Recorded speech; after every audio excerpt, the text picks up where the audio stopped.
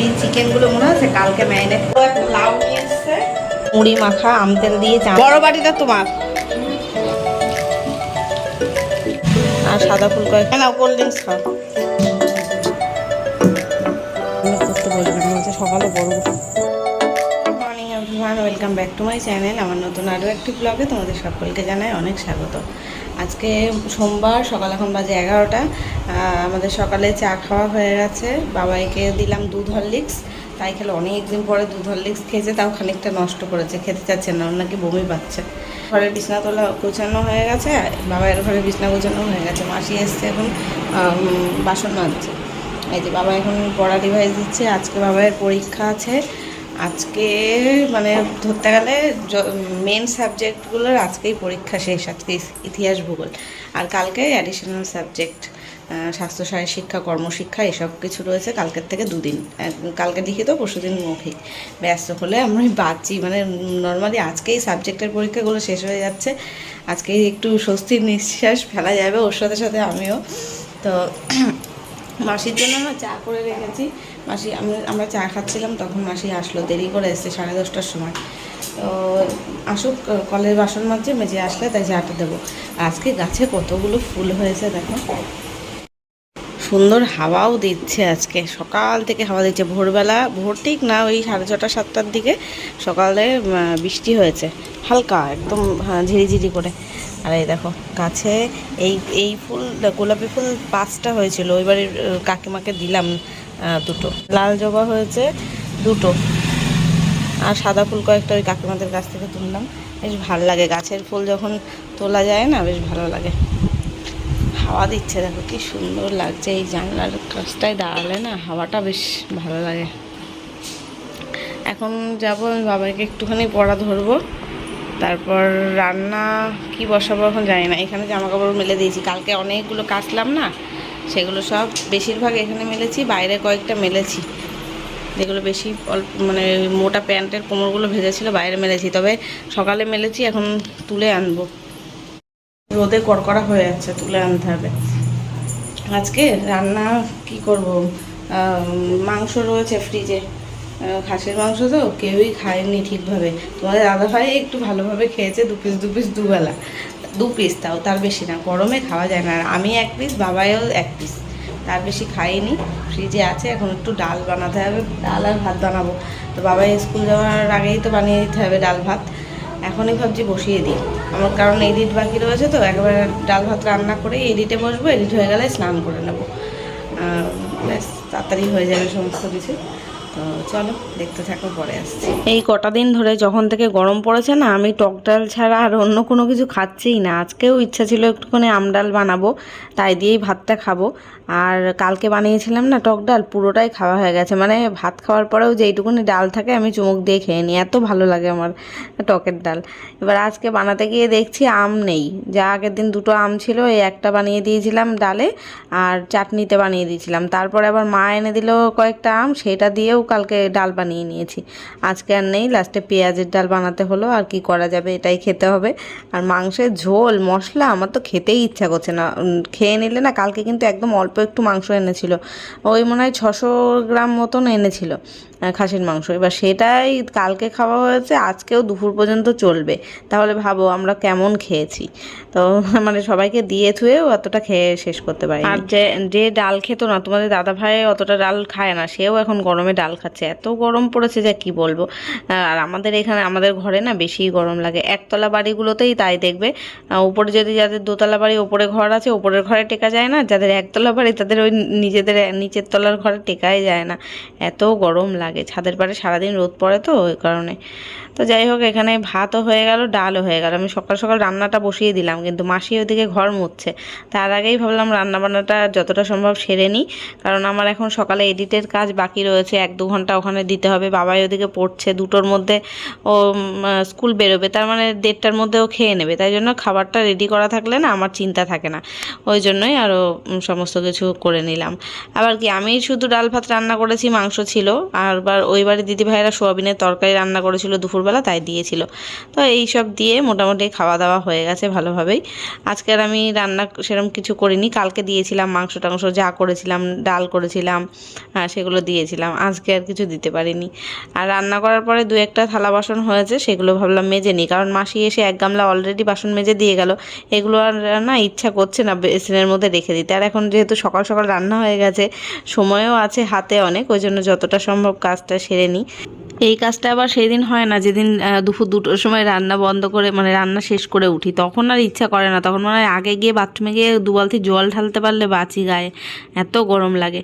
তবে এখন দেখি কি করব, স্নান করব আগে না এডিট করব আগে, তাই ভাবছি। এখন দেখা যাক কি করে কি করতে পারি। এখন 12টা বাজে, আমার রান্না বান্না সমস্ত কিছু কমপ্লিট। ফ্রিজে মাংসটা আছে, ওটা এখন বের করছি না, প্রেশার কুকারের মধ্যে আছে, ওটা থাক, শুধু চাটনিটা বের করে রাখি।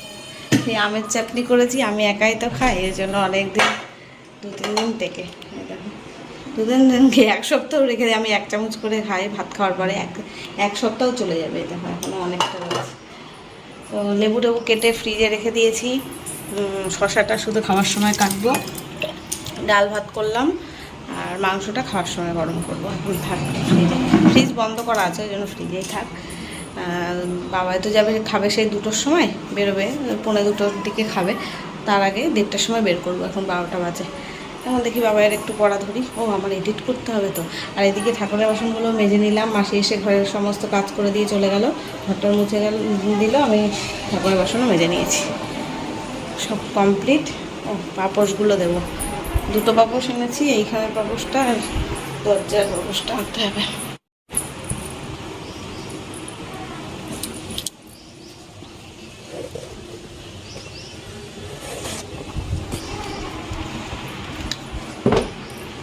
বাইরে যে জামা কাপড় ছিল সেগুলো তুলে আনলাম স্নানের সময়, এখন আবার কটা কাচবো, সেগুলো মেলবো। রোদের কড়া তাপ, কিন্তু হাওয়া দিচ্ছে, সকালে একটু বৃষ্টি হয়েছে তো, এই জন্য ঠান্ডা হাওয়া দিচ্ছে।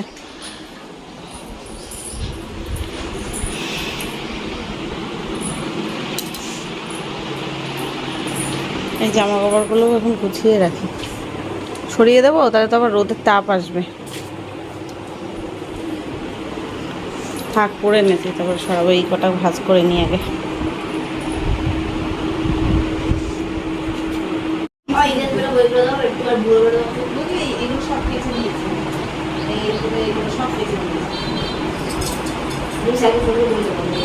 এই কদিন ধরে বাবাইকে পড়ার রিভাইজ দেওয়াতে আমার নিজেরই মুখস্থ হয়ে গেছে সব, যে ওর মানে কি কি সাবজেক্ট আছে, কি কি কোশ্চেন আছে।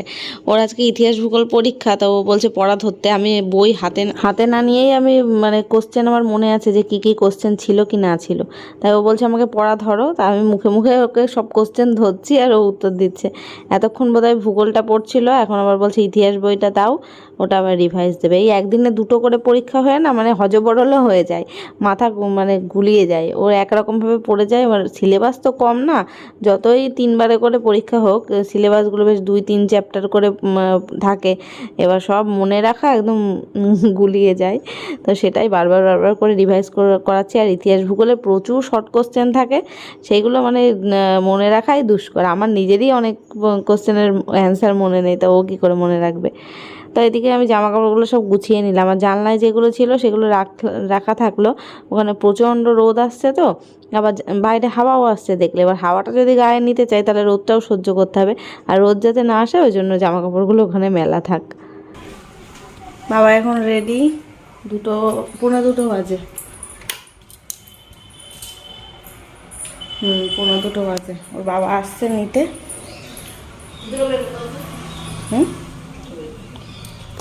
তোর ওই সুতারাটা ভেতরে দিয়ে রেখেছি, ওটা সমেত পরবি, সুতারা ছাড়া পরতে নেই জুতো।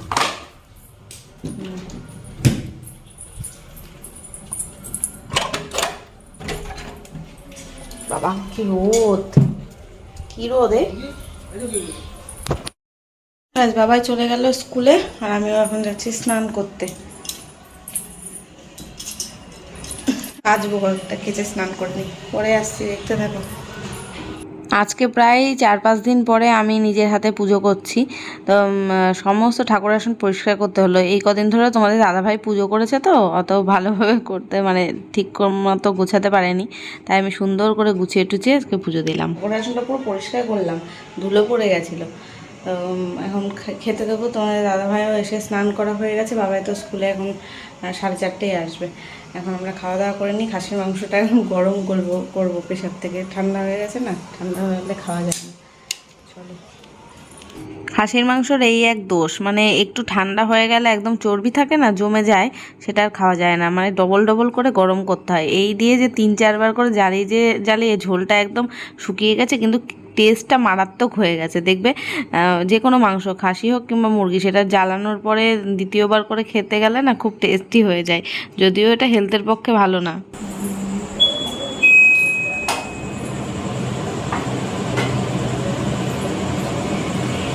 এখন আমি ভাজবো হচ্ছে পকোড়া। সেই চিকেনগুলো মনে আছে কালকে ম্যারিনেট করে রেখে দিয়েছিলাম এই যে বাটির মধ্যে করে, কালকে আর তো ভেজে খাওয়া হয়নি। আজকে মা এসেছে, এখন সন্ধ্যাবেলা চাটা খাওয়া হয়ে গেছে আমাদের, চা বিস্কুট পাউরুটি এসব নিয়ে এসেছিলো, তাই বাবাই খেলো, আমরা খেলাম। আর এই পকোড়াটা ভাজা হয়নি, হঠাৎ করে ভিডিও দেখছিলাম, ভিডিও দেখতে দেখতে একজনের ভিডিওতে দেখলাম যে এরকম চপ টপ ভাজা খাওয়া দেখাচ্ছে, সেটা দেখে আমার খেয়াল করলো। তাই তো আমার ফ্রিজে তো পকোড়ার জন্য চিকেন ম্যারিনেট করে রাখা আছে, তাহলে এটাই বানিয়ে খেয়ে নিই। তাড়াতাড়ি করে বের করলাম, ওরা এখানে কড়াইতে তেল বসিয়েও দিয়েছি, এখন ভাজা করবো। বাবাই গেম খেলছে এবারে, আর মা এবারে টিভি দেখছে। এখন চলো ঠিকগুলো ভেজে নিই, গরম গরম পকোড়া। আর ভাবছি একটু মুড়ি মাখবো আচার দিয়ে, আচারের তেল দিয়ে। মা আবার চানাচুর ভাজা নিয়ে এসছে, তাই দিয়ে আম তেল দিয়ে মাখবো, মেখে খাওয়া হবে সন্ধ্যাবেলার টিফিন। যদিও এখন বেজে গেছে 8:30, এখন খাবো।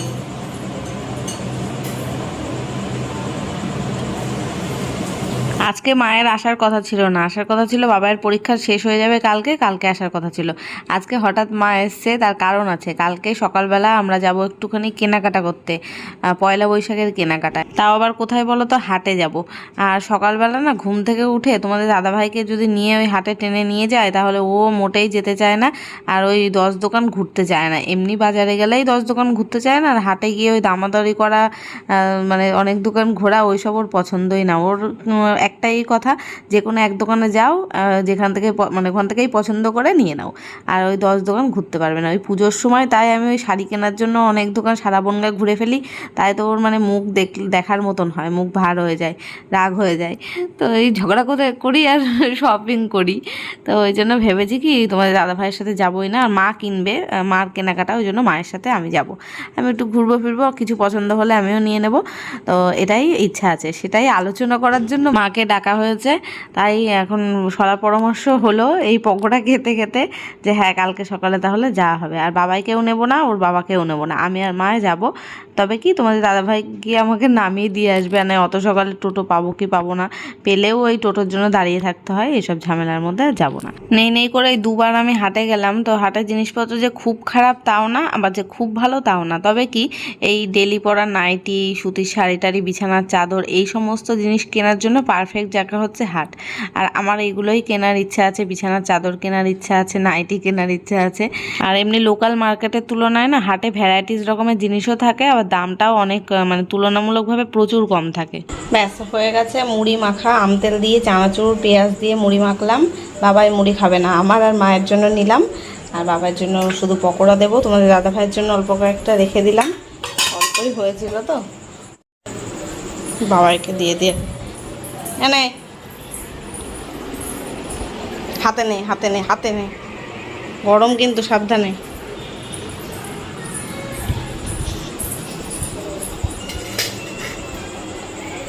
পড়ে না যায়, এক হাতে নিয়েছি। ধরো তাড়াতাড়ি ধরো। বড় বাটিটা তোমার, ও শুধু পকোড়া খাবে, ওকে দিয়ে এসছি।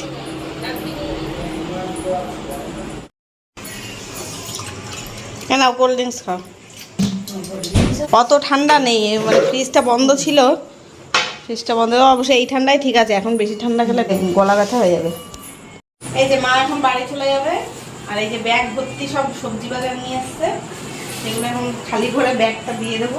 এটা একটু তোমাদের না আমাদের ব্যাগ, এই বাবার খাবার পাঠাচ্ছিলাম, সেই ব্যাগটা না সেটা আলাদা, সেটা অন্যরকম। এই যে একটা বড় একটা লাউ নিয়ে এসছে, লাউ ডাল খাওয়া যাবে এটা দিয়ে। আর এগুলো কি তোমাদের গাছের আম না বাজার থেকে? নাকি দিয়েছে তো বাবারে। ওই আগের দিন ওই আমগুলো দিয়ে আচার করে টক ডাল করেছিলাম। আর আচারের মধ্যে কি এগুলো? ক্যাপসিকাম আর আলু। হচ্ছে আলুর দম খাওয়ার আলু। এই আলুগুলো দিয়ে শুধু আলুর দমই খাওয়া যাবে, ভালো লাগে খেতে, বেশ ছোটো সাইজের। আগে একদিনকে করেছিলাম আলুর দম, আবার একদিনকে করতে হবে, 2 দিন করতে হবে, এত আলু রয়েছে। আর এর মধ্যে আছে ক্যাপসিকাম। ক্যাপসিকাম ওই সকালবেলা চাউমিন করবো, গাজর আছে,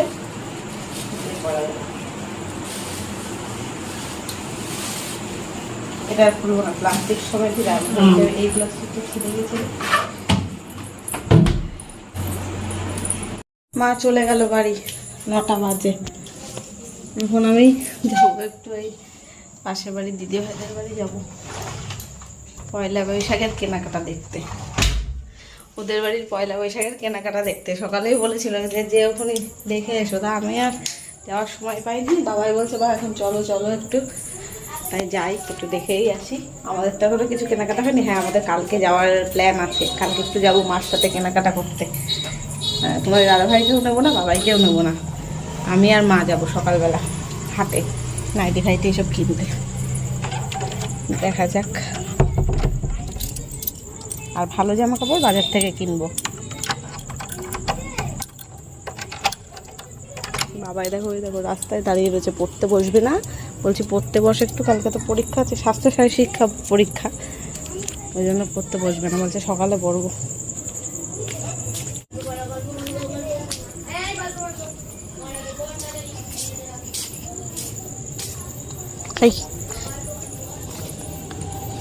এ বাবাই, বাবাই